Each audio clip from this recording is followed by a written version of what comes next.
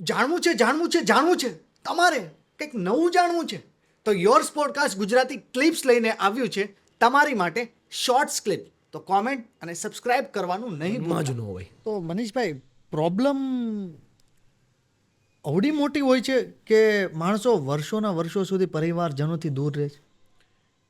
Problem સાવ નાની હોય છે, પછી ધારણા બહુ મોટી હોય છે. અને ધારણા છે ને શંકા ઉત્પન્ન કરે. રાઈનો અને પહાડ. શંકાનો રાવણ લંકાના રાવણ કરતાંય મોટો છે. શંકાના રાવણની તમે મારવા જાઓ ને તો તમે મરી જાઓ. એટલે શંકાના રાવણનો એક જ ઇલાજ છે, શંકા કરતો શેતાન મળશે ને ભરોસો કરીશ તો ભગવાન મળશે.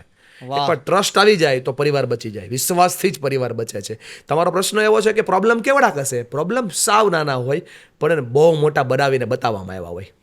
તમે સમજો, મને ખાલી આમંત્રણ ન મળ્યું એક જગ્યામાં, એમાં 14 વર્ષથી એક વ્યક્તિ યાર હું ના બોલતો હોઉં, પણ જો આમંત્રણ 14 વર્ષ, આ રિયલ કેસ તમને કહી રહ્યો છું. તમને એક કહું, તમને લાગશે કે પરિવારનું નામ નહીં પૂછતા. બાપાએ દીકરા પર કેસ કર્યો, દીકરાએ બાપા પર કેસ કર્યો, મોટા ભાઈ નાના ભાઈ પર કેસ કર્યો, નાના ભાઈ મોટા ભાઈ પર કેસ કર્યો. આવું 30 વર્ષથી ચાલતું, 13 યર.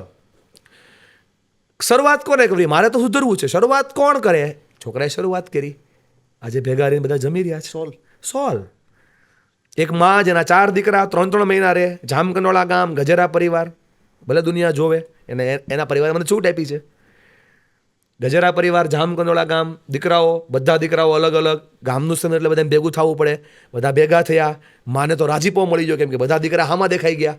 માં તો રાજીની રેડ થઈ ગઈ. પ્રસંગ આવ્યો મારો છેલ્લો જે આવે, છેલ્લા પ્રસંગની અંદર માએ 3 દીકરા કે 4 દીકરા, હું ભૂલી ગયો 3 છે કે 4 છે, એ આંકડા પર નહીં પડતા, પણ જે દીકરા હતા એને બધાને ખોળામાં સુવડાવ્યા. અને એમાંથી એ દીકરાની આજે બાની ઉંમર 104 વર્ષની હશે, એના દીકરા અને એના દીકરાની વહુ, એટલે પુત્રવધુ, અને આ તો એના વર્ષો થયા ને. પુત્રવધુના મનમાં એવું થયું કે મારે મારા પરિવારને ભેગો કરવો છે. સમજો, પુત્રવધુ બધાને લઈને આવી, દેરાણીને અને જેઠાણી, એના સાસુને એના બધાને ભેગા કર્યા. અને આખો પરિવાર ભેગો થયો. તમે મારી આંખે જોયો. જો ઘટના શું બનાવે, કાળક્રમ શું કરાવે. 2021ની ઘટના, કાળક્રમ શું કરાવે એ જોજો. 2024 ચાલે છે. હમણાં ગયા રવિવારે મારો પ્રોગ્રામ ચોવટિયા પરિવારમાં હતો, અને એ જામકંડોળા ગામના ચોવટિયા પરિવારના કોઈ અગ્રણી ત્યાં હતા. એ પ્રોગ્રામ જેને લાઈવ જોયેલો, એણે હાથમાં માઇક લીધું અને એણે વાત શેર કરી. હવે પાછળનો નજરિયો મેં નહોતો સાંભળ્યો. આ વાત શેર કરી કે જે દીકરીએ, જે પેલી પુત્રવધુએ આખા પરિવારને ભેગો કરાવ્યો હતો ને, એના હસબન્ડની ડેથ થઈ ગઈ 6-1 મહિના પહેલાં.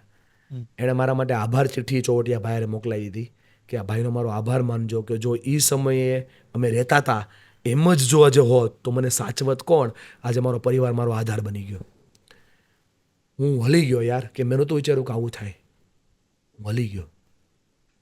એક જાહેર પ્રોગ્રામની અંદર એક બેને ઊંચો હાથ કર્યો. મેં કીધું હા બેન. એ આવીને મને પગે લાગવા લાગ્યા. મેં કીધું બેન નહીં, રહેવા દો. બોલો શું? બોલે 3 વર્ષ પહેલાં તમે મારા હસબન્ડને અને અમને બેને આ પ્રોગ્રામમાં હતા, અમે બંને મળ્યા હતા. અમે બીજા દિવસે ડિવોર્સ લેવાના હતા અને બંધ રાખ્યું છે. રાજા મારો એક 2 વર્ષનો દીકરો છે. તમે વિચારો સાહેબ. આવા મારી પાસે કેટલાય, મારા ઇન્સ્ટાગ્રામની અંદર જે છોકરાઓ ઇન્સ્ટાગ્રામ સંભાળે છે એ રિપ્લાય ના આપી શકે ને એવા મેસેજ આવે. તમે સાંભળી પણ ન શકો એ મેસેજ આવે. પણ દયા છે અને ઈશ્વર આપણી પાસે આ કામ કરાવી રહ્યું છે અને આપણે કરીએ છીએ. બહુ મોટું બાંધી રહ્યા છો. અને જ્યારે હું ભગવાનને પ્રાર્થના કરું છું કે જ્યારે આપણા કરતાં બી બહુ મોટી ઉંમરના વ્યક્તિ આપણને પગે લાગવા માટે પડે, હું ઈશ્વરને કહું કે આ રહેવા દો. પણ એનું કામ જે થઈ રહ્યું છે સાહેબ, આટલું બધું અભિમાન લઈને માણા બેઠો હશે. હું કાંઈ નથી કરતો દોસ્ત, હું ખાલી માહોલ બનાવીને આપું છું કે અભિમાન છોડી દો. અલા જતું કરવામાં, જાતે કરવામાં અને થોડું મૂકી દેવામાં જો પરિવાર બચતો હોય તો મૂકવામાં તકલીફ શું છે યાર? મૂકી દો એટલે બધું હાથ ઉપર જ છે, પણ મુકાતું નથી એટલે તકલીફ પડી રહી છે. બહુ અઘરો સવાલ છે આ, બહુ અઘરું જીવન છે. અને ભગવાનનો હું આભાર માનીશ, પાર માનીશ કે એણે મને નિમિત્ત બનાવ્યો પરિવારને ભેગા કરવામાં. મારા પેરેન્ટિંગના સેમિનારની અંદર મોટા ઓફિસરો હાથમાં માઇક લઈને રડે છે. આ તમે જ્યારે એક પહેલો વિચાર તમને આવ્યો છે કે આ ટાઈપની ફોર્મેટમાં મારે આ બનાવવો છે કાર્યક્રમ, ત્યારે ખબર હતી કે નહીં આ બનતો ગયો દોસ્ત. જો હું તમને શેર કરું, પહેલો જ્યારે મેં આ કરેલો ને પ્રોગ્રામ સ્નેહમિલન વાળો, ત્યારે મુદ્દાઓ સાવ અલગ હતા. પછી મુદ્દાઓ એડ થતા ગયા, બનતો ગયો. લોકો એ મુદ્દાઓ પ્રમાણે કામ કરતા ગયા, તો હું નવો બનાવતો ગયો, નવા બનતા ગયા. આજે 7 મુદ્દા છે. પરિવારોત્સવના 7 મુદ્દા છે આજે. હું તમને કહું, તમારા માધ્યમથી લોકો સાંભળે. સ્માઇલ કરો, સાંભળો, હંમેશા સ્વીકાર કરો, સલાહ સહકાર અને સાથ સહકાર કરો, પોતાના પ્રેમને પ્રસ્તુત કરો અને સંવાદ કરો. 7 મુદ્દા છે. 7 મુદ્દા ઉપર વર્ક કરાવું. લોકોને મજા આવે, લોકોને ગમે, લોકો પોતાની જાતને પ્રસ્તુત કરે. વાહ, આખો માહોલ અલગ જ બની જતો હશે ને આ કાર્યક્રમ મારી એક છાપ બની છે જે હું સુધારી રહ્યો છું. લોકો હું જાવ એટલે એમ કહે કે રડાવા વાળો આવ્યો. જનરલમાં હું રડાવા માટે નથી જતો સાહેબ, હું તો એને એને એને એના દિલને ખાલી કરાવવા માટે જાઉં છું. પણ હવે ધીમે ધીમે હું ભૂસી રહ્યો છું, પ્રયત્ન કરી રહ્યો છું. લોકો રડે છે, હું રડાવા નથી જતો, પણ લોકોને એવું થાય છે કે આ કંઈક ભૂલ થઈ છે એટલે પશ્ચાતાપ કરી રહ્યા છે. થઈ રહ્યું છે ને ચાલી રહ્યું છે, કરી રહ્યા છે. રોજ એક નવી દુનિયા બની રહી છે આપણા કારણે, ભગવાન આપણને નિમિત્ત બનાવી રહી છે. ને હું તો એવું કહીશ કે મનીષ થોડો બધે પહોંચી શકશે અને મનીષ થોડું રોજા કરાવી શકશે. રોજ નહીં થાય કેટલો યાર. સમય? એકવાર હું હક કરાવી શકું. આર્ટિફિશિયલ લાગશે ને, પણ તમારા માતા પિતા રોજ કરે, તમે કેમ રોજ હક નથી કરતા?